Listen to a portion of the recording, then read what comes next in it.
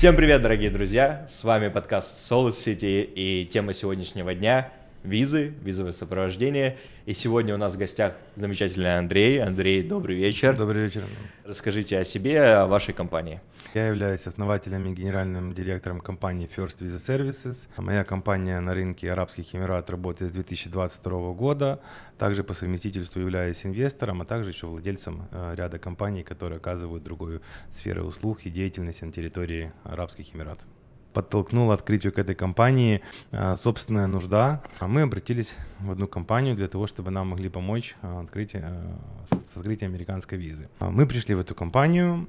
У меня после этого возникло очень много вопросов, на которые я не мог найти первое время ответы. Нам предложили открытие визы в Америку. Каким образом это работает? Значит, допустим, ты обращаешься в октябре, тебе надо запись на, допустим, там декабрь. Это одна цена. По-моему, тогда это что было там 15 тысяч дирхам за человека. Там, если тебе нужна запись там в апреле, цена там, допустим, там 8 тысяч дирхам. То есть чем дальше диапазон поиска записи, чем дальше предоставление этой услуги, тем, соответственно, дешевле цена. Но даже дело было, наверное, не в сумме. Я увидел этот просто подход, что все как-то на потоке. То есть, здравствуйте, какая вам услуга нужна? Такая, значит, вот то, как-то все это так вот, как будто вот спешили люди куда-то. Ну, то есть я понимал, что я для них не клиент, а просто как бы таргет наполнения кассы, который они хотят как бы выполнить. Я ознакомился с их услугами, вышел из этого офиса как-то с такими неоднозначными чувствами, будто у тебя вот уже хотят, знаешь, вот купи эту ручку и точка, да. Я это все проанализировал, потом на следующий день начались WhatsApp-атаки. Ну что вы подумали, но вы приняли решение. И в каком-то моменте я просто понял, что я могу сделать такую компанию лучше. Только с человеческим подходом, с абсолютно доступной ценовой политикой, с абсолютно человеческим и правильным подходом к каждому.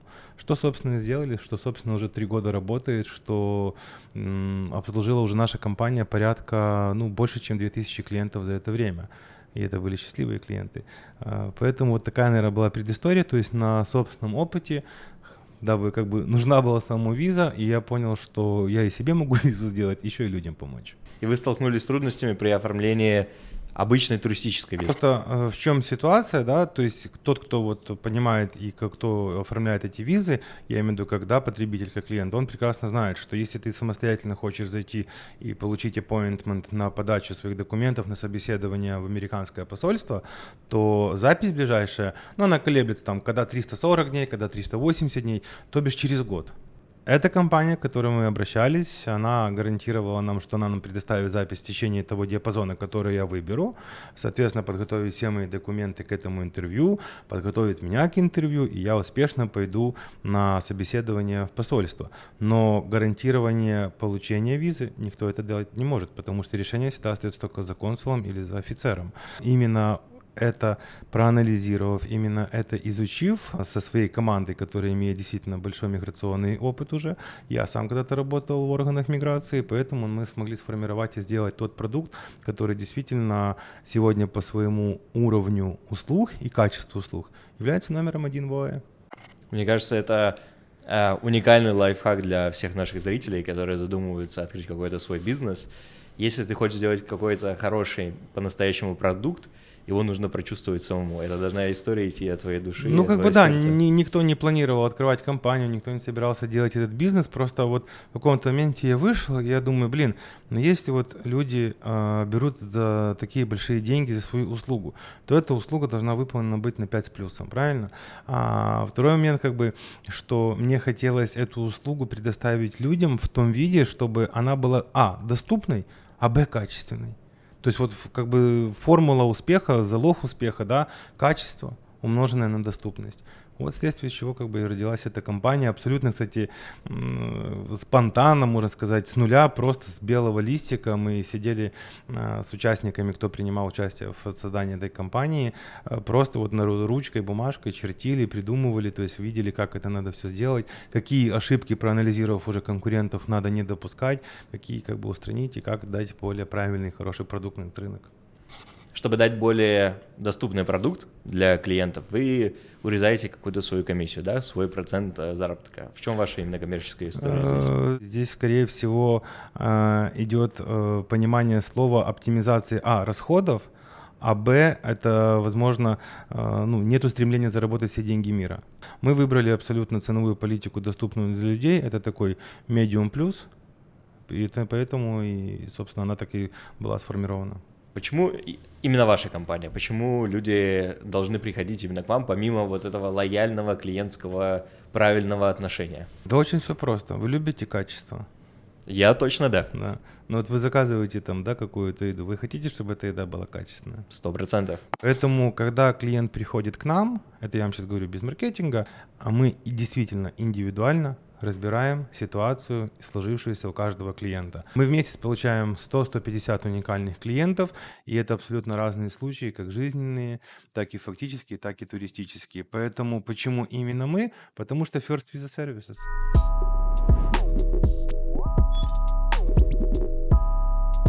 А кто является основным вашим клиентом? Вы знаете, тут вот как глобус не крути, у нас клиенты, я не знаю, от Уганды, Индии, постсоветских стран до клиентов из Ирана, Ирака. То есть абсолютно разный клиент, абсолютно разный паспорт, абсолютно разные истории. Зачастую они проживают именно здесь или они обращаются к вам онлайн удаленно? В принципе, я вам скажу так, где-то 80-85% наших сделок, они закрываются онлайн.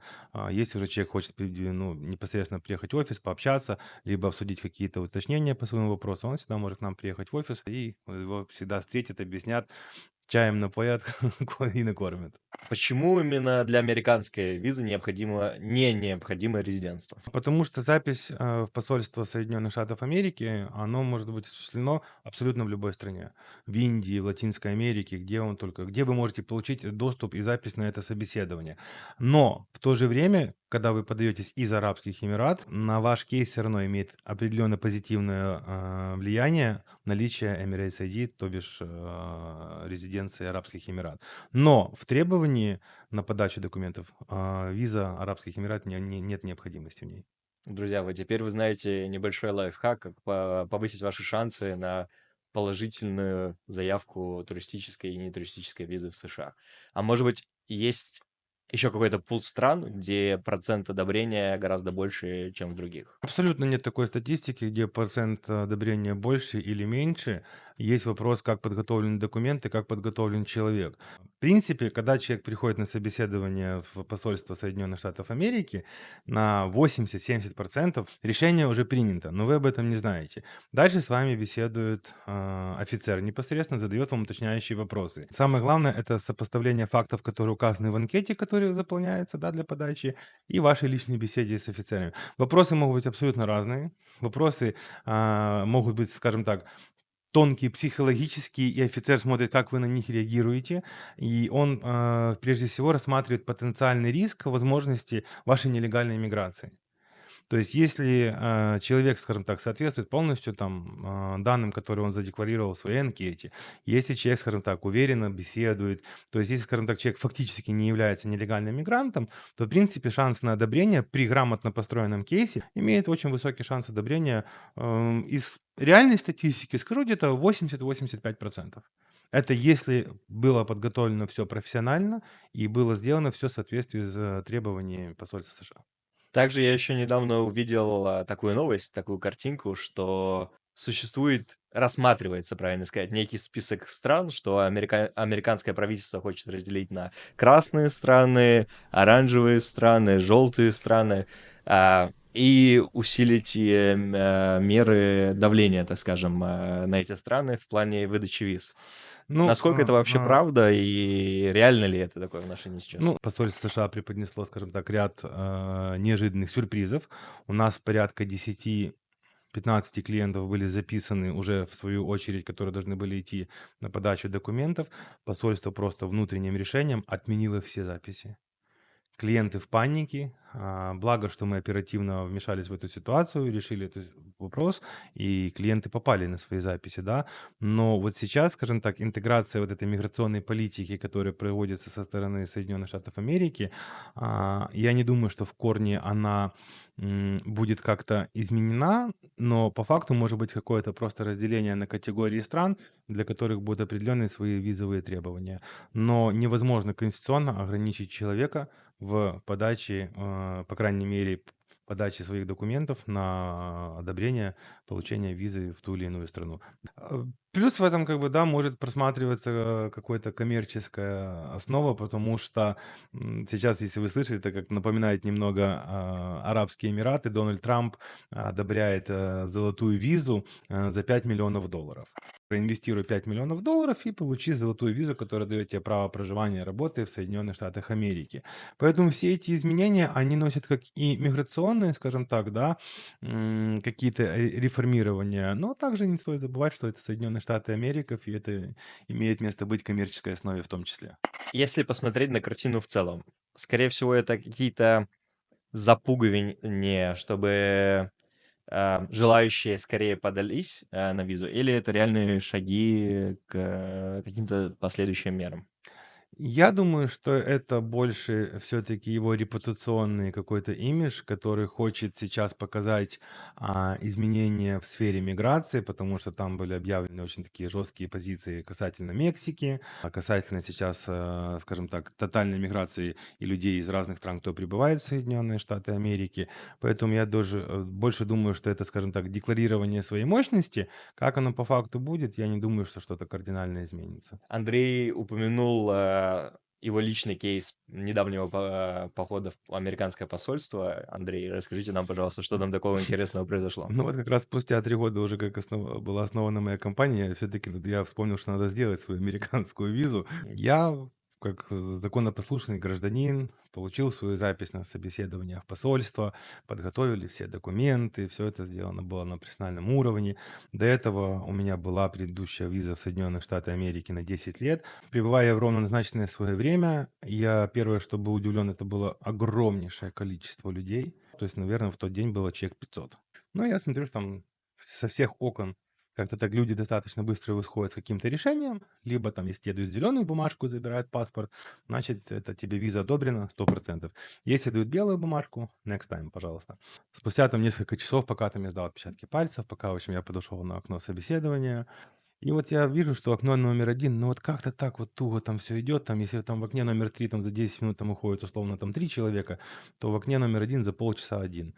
Ну и на мое еврейское счастье я как раз иду в окно номер 1, попадаюсь к женщине-офицеру, у нас начинается беседа, она спрашивает, какая причина у вас поездки? Я говорю, отпуск. Я хочу ребенку показать Соединенные Штаты Америки, хочу показать Диснейленд в Орландо, хочу побывать в Майами. Она что-то там в компьютере, в общем, нажимает, смотрит. Потом она начинает, что вообще для меня это было шоком, переписываться по телефону с кем-то. То есть такое впечатление, как будто они там секретные службы США сообщили, что я прибыл в Америку, и вот что-то она с кем-то решает. Как же ей поступить? Может быть, она Дональду Трампу непосредственно писала, я не знаю. После чего она мне задает вопрос, который застал меня просто врасплох и в ступор. Can you provide me, please, your birthday certificate? Мгм. То есть я стою, мне 42 года, я стою с паспортом. Она у меня спрашивает свидетельство о рождении. Я ее спрашиваю, а зачем оно вообще вам надо? То есть как бы... Она мне тоже не ответила на этот вопрос. И опять, ну что ты в компьютере, что-то вот и все время там нажимаешь, что-то она там смотрит. Я уже так стою, в общем, смотрю на нее. И я повторю, что дают либо зеленую бумажку, Мгм. да, либо белую. Она достает желтую из тумбочки. Оказывается, в этой желтой бумаге отмечено о том, что мои документы будут изучаться на административной проверке. Как правило, в принципе, я думаю, что виза будет одобрена, и они меня об этом уведомят, как они сообщили по имейлу. Но сам факт, что, допустим, вот такую административную проверку там меня получает 1 из 100. В любом посольстве США у них действительно, знаете, то есть такой режимный объект, ты там сдаешь телефон, ты с собой ничего не проносишь, там полностью как в аэропорте идет досмотр, все пропускаешь через ленту, ты стоишь в очереди. Ну, вы представьте себе, то есть я приехал, это было где-то 8:30, а вышел я оттуда в 11:30. Я вот просто побыл в шкуре нашего клиента, который, да, еще платит за это деньги. Везде все равно прослеживается коммерческая, скажем так, основа. Но я же подавал еще и ребенка своего. Поскольку у меня есть вот эта вот, скажем так, зловещая запись, которую тяжело очень получить самостоятельно, скажем так, шансы практически ноль. Я думаю, ну, уже схожу с ребенком. Приезжаем мы с ребенком, уже мне процедура была понятна, я уже там уже с охранниками поздоровался, они уже Мгм. знали меня, да. И я понимаю, что мы подходим в окошко номер 3, сидит абсолютно нормальный офицер. Я ему сразу говорю: "Смотрите, говорю, я был у вас на прошлой неделе, говорю, у меня взяли документы на дополнительную административную проверку, а вот как бы документы дочери, вот дочь". Он говорит: "Ну, к сожалению, он говорит, мы не можем дать дочери визу, потому что она привязана к вашему, как бы, да, ну, к вам. И поскольку у вас документы находятся на административной проверке, мы выдадим такую же бумагу, как вам, Мгм. что эти документы еще будут рассматриваться". Но я понимал четко в его глазах, что он об этом, сожалел, а второе, я понимал то, что если бы я, вот, допустим, в тот день попал бы к нему, например, ну, или в другое какое-то окно, то я бы ушел бы с зеленой бумажкой, и мой паспорт был бы уже на вклейке визе. То есть здесь такая, знаете, где-то своеобразная, в кавычках, если можно назвать, лотерея. То есть вот в зависимости, мне кажется, первый, самый ключевой пункт главный — это то, как подготовлены документы, как подготовлен лично сам ты, а второй — это еще на кого ты попадешь. То есть мы можем с уверенностью говорить, что во многом хороший результат или отрицательный результат при подаче на американскую визу зависит от человеческого фактора. Просто какой будет перед тобой Не человек. во многом, но в том числе. То есть я показал полную привязку к Арабским Эмиратам. Я пришел вот с такой пачкой документов, но я думаю, ну, приду такой so professional, потому что, ну, понимаю все эти процессы, да. А она меня спросила: "Предоставьте свидетельство о рождении". Я не знаю, чё она меня не спросила там анализы за 2020 там какой-то там год. Да, насколько вообще правомерно было и насколько это частый кейс, когда спрашивают о такие документы из какого-то далекого этого детства. Она является абсолютно как представителем государства Соединенных Штатов. Она имеет право тебе задать любой вопрос, любой документ, и она вот, может усомниться в твоей правдивости, в твоей информации. Или там, может, ей просто не понравился. Но даже при отказе ты, когда подаешься еще раз, ты должен заплатить новый фи в посольство. Да, вернемся к коммерческой основе. Давайте поговорим про какие-нибудь интересные кейсы, которые приключались с вашими клиентами. Вообще, с удовольствием, моя, наверное, любимая рубрика, потому что это всегда именно рассказ о живых историях, которые были. Один из интересных был кейсов. Мы еще работали в старом офисе, в другой локации Дубая. И она была не такая популярная, эта локация. Это был Silicon Oasis. Многие люди, которые приезжали, там, вот такие категории людей, как с Blue Waters, например, или еще откуда, да, они приезжают, спрашивают, типа, а это вообще Дубай, так смотрели? Мы начинали с качества, а не с погони за престижностью офиса. Потом, конечно, мы уже когда достигли определенного уровня, мы поняли, что все-таки эта локация, где вы сейчас находитесь, она для клиента является более удобной. И вот в этот старый офис приезжает человек, заходит в кабинет, таких внушительных размеров дядя, армянин, заходит и с таким этим армянским своим говором: "Брат мой", вот так вот стукнул рукой, он говорит: "Дай мне виза в США". Вникаем в его кейс. И он говорит: "Я заплатил 20 тысяч дирхам, мне отказали". Я его спрашиваю: "Как у вас проходило собеседование? Расскажите". Говорит: "Ну что?" Он говорит: "Я пришел, он говорит, дал свой паспорт армянский, все. Мне задают вопрос. Говорит: "Вы были в Белоруссии?" Я говорю, ну, он такой, видно, человек честный оказался, да. Он говорит: "Да, я был". Ну, ему дают паспорт, он говорит: "Тогда не в этот раз". Он говорит: "В следующий раз приходите". А он, игрок в покер. И он говорит: "У меня турнир". Говорит: "Я даю тебе 100 тысяч долларов". Ну, без шуток. Он говорит: "Только, он говорит, помоги мне с визой". Забегая вперед, он получил визу. Не за 100 тысяч долларов, конечно, но он ее получил. Та компания, которая работала с ним, они просто, вот к чему я говорю, к шаблону подошли: "Здравствуйте, там, вы были там в Эфиопии?" "Были". Там: "А были там?" "Были". То есть они вот просто галочки ставят, когда заполняется анкета. "Вы были в Беларуси?" "Да, был в Беларуси". Они поставили галочку, да. А если взять его паспорт и посмотреть его туристическую историю, нет нигде отметки о том, что он был в Белоруссии. Он в Белоруссию приезжал на машине. У него нет никаких печатей о том, что он пересекал границу с Белоруссией. По сути, просто если бы кейсы, которые работали с его профилем, да, скажем так, документов, не поставили бы информацию о том, что он был в Белоруссии, он бы получил ему бы одобрили визу. Опять же, повторюсь, вопрос в этом ювелирном качестве, которое вышкаливается. То есть одно дело, когда к тебе относятся просто как масс-маркету, то есть ты вот в "Макдональдс" пришел, там касса номер 2, возьмите бутерброд, да. А другое дело, когда хотят понять, какой ты хочешь бутерброд, когда из чего состоит это, да, как тебе его дать, как тебе это нравится, и самое главное, чтобы тебе было в конце вкусно. Ну вот, наверное, такой вот успех приготовления этого блюда. Вот человек захотел получить, допустим, шенгенскую визу. С Да. чего он начинает? С чему ему лучше начать? Первая запись, второе подготовка документов, третье скажем так, успешная подача этих документов, потому что бывают и такие случаи, когда документы возвращают клиенту, разворачивают и их не принимают, потому что они не соответствуют требованиям визового центра той или иной страны. У нас, кстати, за 3 года работы не было ни одного возврата документов. Наши документы всегда принимались, потому что они были подготовлены действительно профессиональным образом. Уже решение о выдаче визы и на какой, или отказе визы, или выдаче на какой-то уже определенный период всегда остается за консульством. То есть кто-то вам будет рассказывать, что вот гарантированное получение визы, и это обман. Всегда решение принимает консул. А насколько вообще важно отслеживать свою визовую историю? Вот насколько важно не грешить за границей, так скажем, правильно подходить к поведению в консульстве, к подаче документов? Насколько сильно какие-то недочеты в прошлом могут отразиться на визовой истории в будущем? У кого-то паспорт закончился, у кого-то новый паспорт, кто-то потерял. По сути, если у тебя есть туристическая история, то она все равно уже в базе существует, и человек, видишь, там 5 лет назад ты получал, 7 лет назад получал, там, или 3 года назад получал. То есть и в то же время это не может быть утверждением, что вот если у меня крутая туристическая история, что вот сейчас мне тоже я получу визу. То есть это именно дело случая, я так бы, наверное, сказал. Но считаю, что если у человека есть уже определенный проложенный какой-то ранее маршрут, и у него есть какая-то туристическая история, оно играет больше положительную, как скажем так, роль. То есть самое главное соответствовать всем требованиям и всем документальным запросам, которые необходимо предоставить консульству. Какие самые главные ошибки, самые чаще встречающиеся ошибки у ваших клиентов?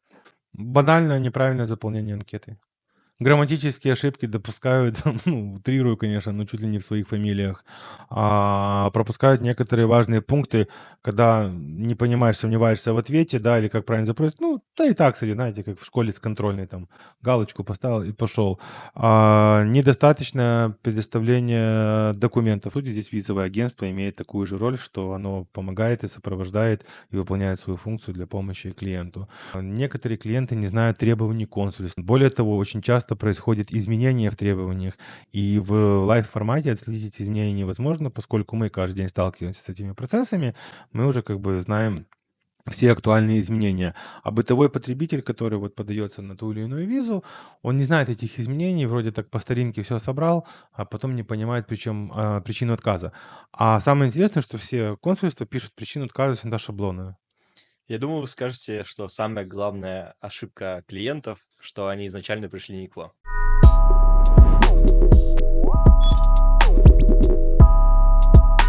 Итак, друзья, у нас наша традиционная рубрика «Мифы и правда». И первый миф, или, может быть, это не миф, который я хочу спросить. Если у меня чистый паспорт, то мне не дадут визу. Чистый паспорт не является причиной отказа. Если у меня нет шенгенской визы, то мне не дадут визу в США. Миф. Наличие и отсутствие шенгенской визы вообще никак не влияет на получение визы США. А если, допустим, у меня хорошая шенгенская история, может сказаться положительно на американскую визу? Абсолютно так же нет. Если у меня очень много поездок по всему миру, то мне 100% дадут визу. Миф. Если у меня есть наличие запрета на выезд из ОАЭ, или же аналогичные запреты в каких-то других направлениях или нарушения закона, а, возможно ли мне получить визу? Да, мы сталкивались с такой категорией клиентов, которые имели запреты на выезды, travel ban, получали клиенты с нашей помощью визы. Поэтому это миф. А если какие-то правонарушения были? Ну, смотря на какой территории, где эти правонарушения были. Если здесь, в Арабских Эмиратах, вы несете ответственность по закону в Арабских Эмиратах, вследствие чего у вас может быть запрет на выезд, это travel ban, но это не ограничивает вас в получении той или иной визы. В другом смысле, что вы пока не разрешите здесь все юридические вопросы, вы не выйдете, но визу вы получить можете. Если я не работаю официально, или, может быть, я самозанятый, или у меня какой-то такой иной скрытый доход, получу ли я визу? Независимо от вашего официального трудоустройства, главное показать вашу платежеспособность. То есть, если вы можете предоставить выписку с банка, на которой вы можете декларировать о том, что вы получаете какие-то дивиденды или доходы, не в зависимости от какой-то другой страны или какого-то другого вида деятельности, то шансы на одобрение визы существуют. Не обязательно иметь трудоустройство. А могут ли они дополнительно запросить у меня информацию о законности этих доходов? Нет. Как правило, если такие запросы бывают, это бывает со стороны Великобритании. Они присылают запросы, в которых просят уточнить информацию по тем или иным транзакциям, но источник происхождения денег это не относится к их компетенции. А если, допустим, я получил визу и ни разу по ней не откатал ее? Мы все ходим под Богом, и мало ли какая ситуация может быть у человека. Возможно, вот, например, сейчас лично на своем случае я прочувствовал то, что вот я не поехал за 10 лет в США, имея визу, да, поэтому сейчас вот они мне решили сказать, вот, ну не поехал ты к нам, вот теперь еще и подожди чуть больше, как бы, да, чем обычные люди. Поэтому, но мы не можем это брать за правило, за основу. По шенгенской визе можно въезжать только ту страну, в которой она выдана, или можно путешествовать независимо от... Это миф. Шенгенская зона, она одна. Если вам выдало, допустим, визу консульство Нидерландов, то вы можете спокойно поехать и в Германию, и в Испанию, и в Швейцарию. То есть мы всегда рекомендуем нашим клиентам для соблюдения, опять же, декларированных требований той или иной страны, первую страну, которая выдала вам визу, влететь в эту страну. Но по факту это только просто остается на бумаге. Люди получают там визу, допустим, Франции, летят в Румынию. Ну что ж, друзья, я надеюсь, мы максимально информативно все рассказали. Андрей, где вас найти, как вам прийти? Google профиль, а также наша Instagram-страничка, где вы можете увидеть наши контактные данные. С радостью вас ждем у нас в гостях. Спасибо большое за такой чудесный разговор. Желаю только успехов в вашей компании Спасибо, и Антон. как можно больше положительных кейсов. Спасибо. В том числе и вам лично с американской визой. Спасибо большое. Всем пока.